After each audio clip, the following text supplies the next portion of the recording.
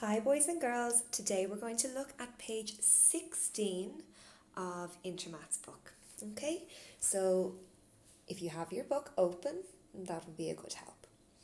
I'm looking at the blue box at the top and it says this building, and it's talking about the building on the right hand side of the page, okay, just the very small building at the top right hand corner, has been drawn to scale. The scale is 1 to 400. This means that this drawing is 400 times smaller than the actual building. Okay?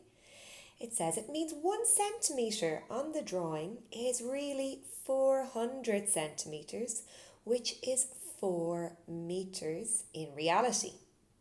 Because obviously, if we're drawing a building, we can't draw a building the actual size of the building. We wouldn't have a piece of paper big enough. It wouldn't fit. It wouldn't fit in our room, okay? So in these cases, if we want to represent a building accurately, we use a scale. And in this case, each centimetre stands for 400 centimetres. Each centimetre represents 4 metres, okay? Now, if you measure that building, if you measure the height of it, you will find that it is 3 centimetres tall. Okay, if Intermaths is to be believed.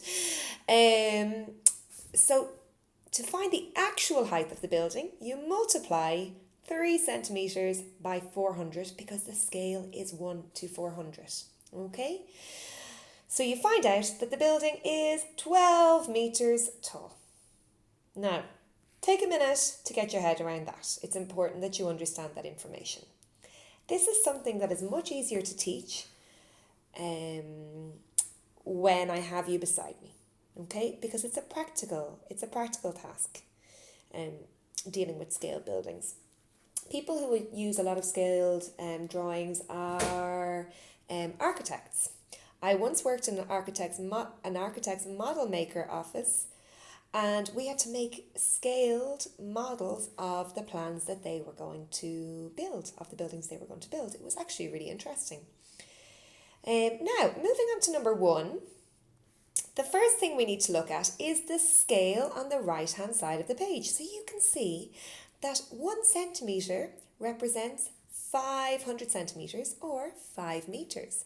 So if you measure the width, for example, of the swimming pool, which is the blue building on the left-hand side, if you measure the width of it, starting from the left-hand side all the way to the right-hand side, you will find out the width of it in centimetres.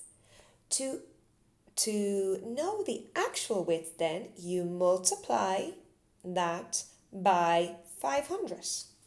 Okay?